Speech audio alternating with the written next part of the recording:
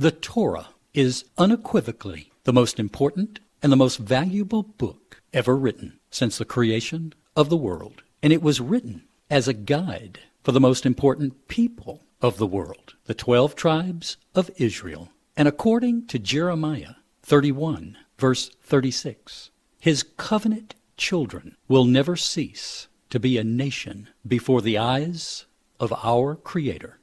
Father wanted to instruct all his covenant children on how we were to worship our Creator and treat one another, because we are the apple of his eye. The Torah claims to contain the very instructions for our life as to how to please, worship, and remain in covenant with the Almighty. The command was to honor him by keeping his words before our eyes continually, and to read them daily, and to teach them to our children from generation to generation. It is said that there is not an idle word, not a jot or tittle that is not of profound significance, or that should ever be removed from the Torah. It is said by the Apostle John that the Torah actually became flesh in the human body of Yeshua and tabernacled with us in an effort to teach us by example how to obey his teachings and instructions for life, written in the Torah. Therefore the Torah is, as Paul said, perfect and holy, and consequently our guide to what is truth. The Torah points to Yeshua, and Yeshua points to the Torah. Now, concerning the Aleph and the Tav, when I sat down at my computer over 4 years ago, in February of 2009, to begin to put together what is known today as the Messianic Aleph Tav Scriptures, or the acronym MATS, as a study Bible, I did so with a completely open mind, as I wanted to sincerely try to acquire as much facts as possible, whereby I could honestly try to figure out what, if anything, was the significance of this character symbol that John called the Aleph and the Tav, and if it truly had any relationship or connection to Yeshua, the Messiah, that could be validated. And I knew that in order for myself or anyone to be able to properly investigate the evidence, it would require a paper-printed version of the entire Old Testament Tanakh, which had the Aleph Tavs placed exactly between the same two English words as it appears in the Hebrew text. Now I remember when it came to my attention from an individual that the Aleph Tav was simply a direct object pointer in Hebrew grammar, and absolutely nothing more. I was already deep into my study of the Aleph Tav, so the obvious question that immediately popped into my mind was, if that is all it is, then why isn't the Aleph Tav used in every verse in the entire Old Testament Tanakh that has a direct object? This was a very logical and fair question to ask. I mean, what rules could Moses and the prophets have been applying as to when and where to place the Aleph Tav and when to leave it out, if all it was a direct object pointer in Paleo-Hebrew grammar? Because there is obvious disparity. For when you examine statistically how many verses there are in the Old Testament Tanakh in relationship to how many verses there are that contain the Aleph Tav, the answer is approximately 26%. Granted, there isn't a book in the Tanakh without the Aleph Tavs, some more than others. But so why is it absent from nearly 75% of the verses in the Tanakh?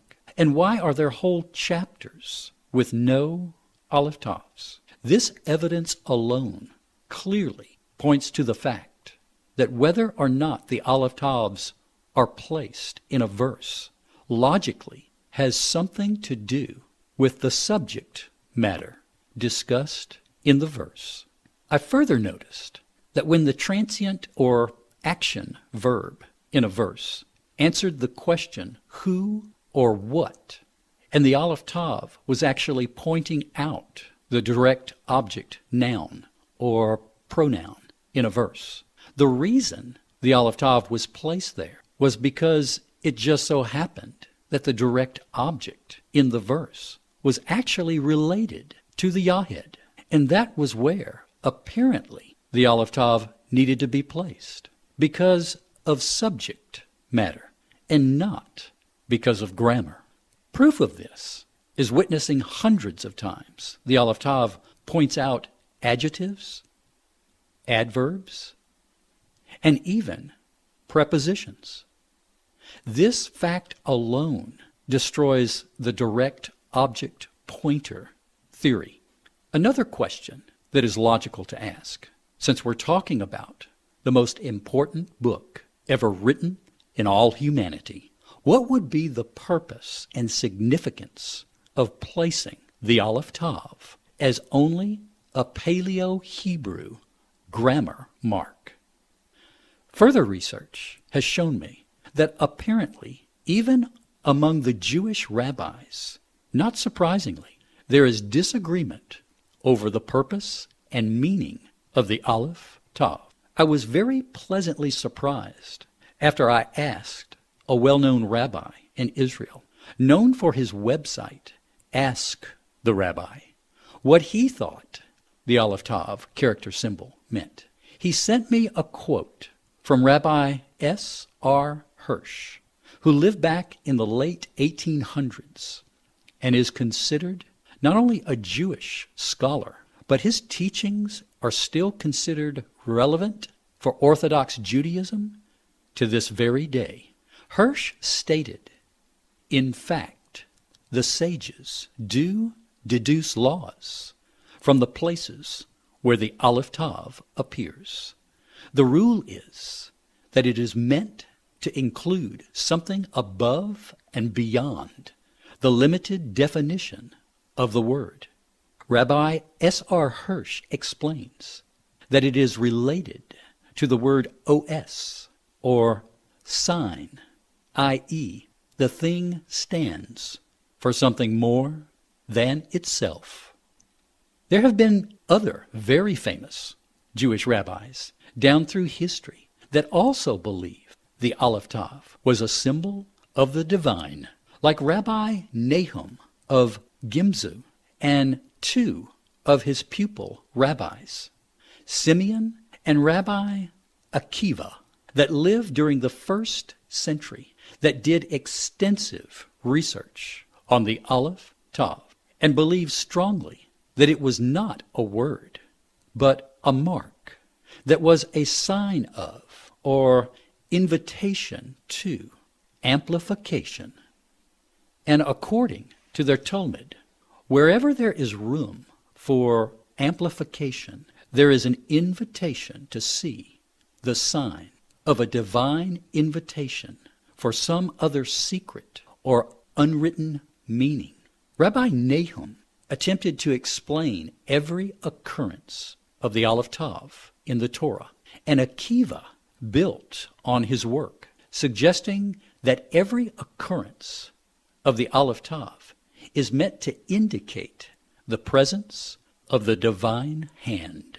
Rabbi Simeon refrained from expanding or expounding on the Aleph Tav because in the command to have awe for Elohim, yet Akiva suggests that amplification is indeed possible, since the Aleph Tav directly defines Elohim. Akiva's idea is that the Aleph Tav is the secret sign of Elohim, the silent sefer, or secret code that embraces all the other words of the Torah, and indeed of all creation. Born in 50 A.D. and died in 135 A.D., these words coming from Rabbi Akiva are not to be taken lightly, for Akiva is one of the greatest figures in Jewish history, a person whose influence and statue is a source of inspiration throughout all the ages. Whatever one says about Rabbi Akiva, one can never say enough. The Talmud compares him favorably to Moses, which is the ultimate compliment in the Jewish lexicon. He is the national hero of the Jewish people for all time. And I totally agree with all these Jewish teachers' opinions on the Aleph Tav, being what I would describe as a direct object pointer to the divine. And the reason I do is because in my own personal studies, I have found that the majority of the places where the Aleph Tav appears, it seems to be in relationship to when the subject matter is in regard to the Yahed accomplishing something, whether it's concerning creation or covenants or atonement or judgments or blessings. The Aleph Tav appears also in places dealing with events of the Yahed in relationship concerning people, persons, places, and things, such as temple objects. This is amazing, and I think all Jewish teachers saw this as well, and probably a whole lot more. Let me show you just one verse and expose some inconsistencies in the translation. In Genesis 15, verse 18, in that same day made Yahuwah, Aleph Tav, Abram, a covenant, saying. The verb in this verse is made, and Abram is either the possessive adjective describing the covenant, or if you want to believe that the Aleph Tav actually represents a preposition, then Abram would be the object of the preposition.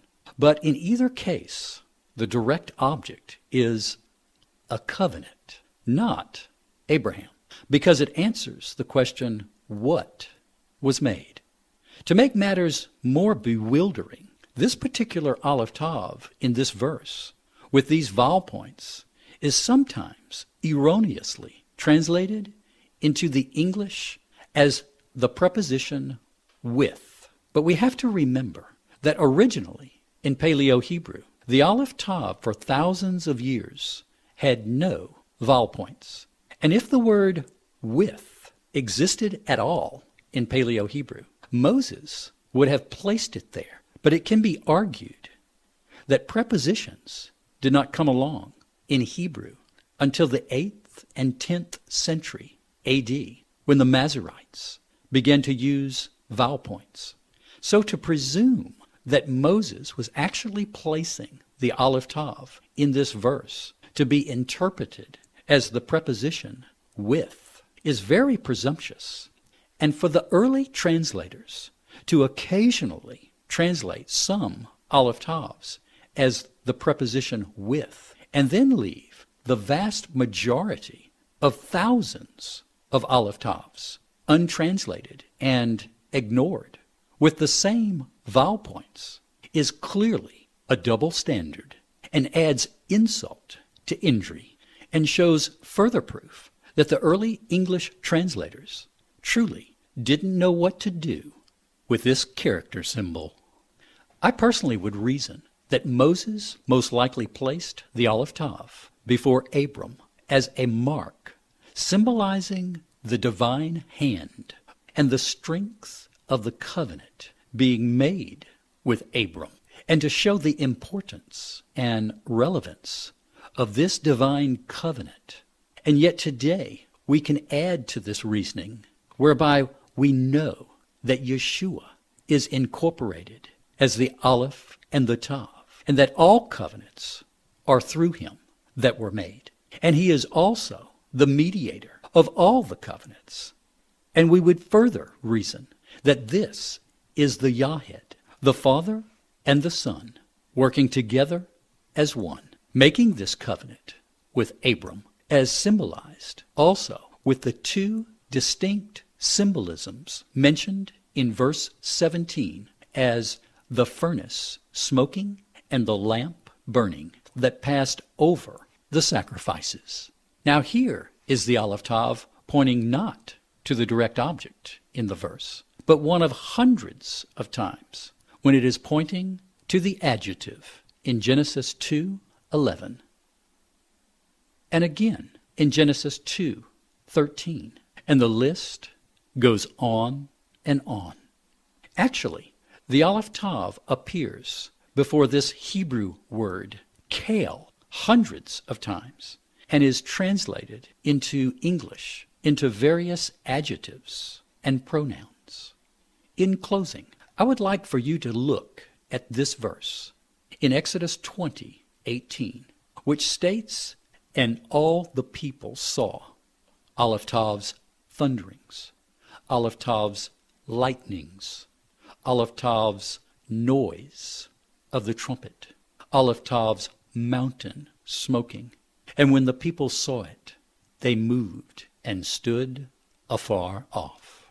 And now let's read the same account in Deuteronomy 5, verse 24, which states, "Behold, hath shown us Yahuwah, our Elohim, Aleph Tav, his glory, Aleph Tav, his greatness, Aleph Tav, voice of him we have heard out of the midst of the fire."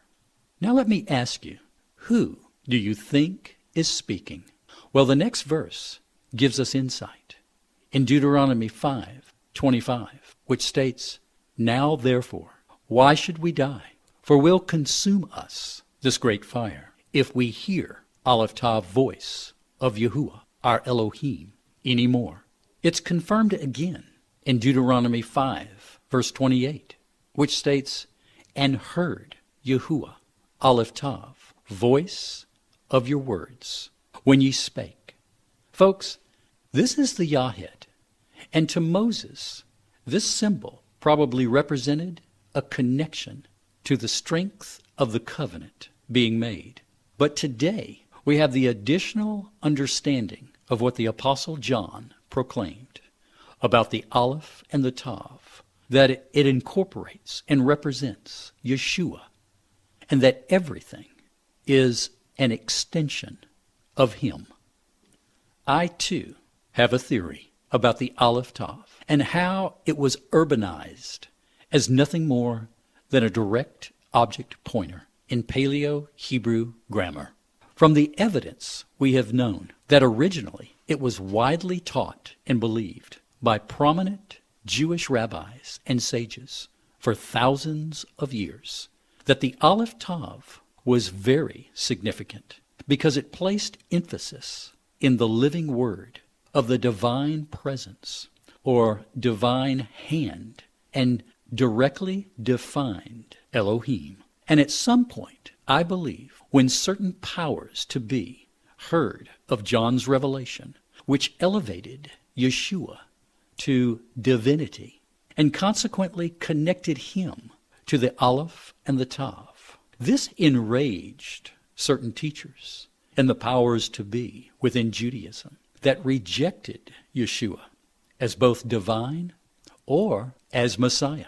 And they conspired to downplay the Aleph Tav as simply a direct object pointer in regard to Hebrew grammar and nothing more. To cover up from the Gentiles and the Messianic Jews any suggestion to the contrary. You may laugh at my theory, but it makes perfect sense because this is what many believe happened concerning the pronunciation of Father's memorial name.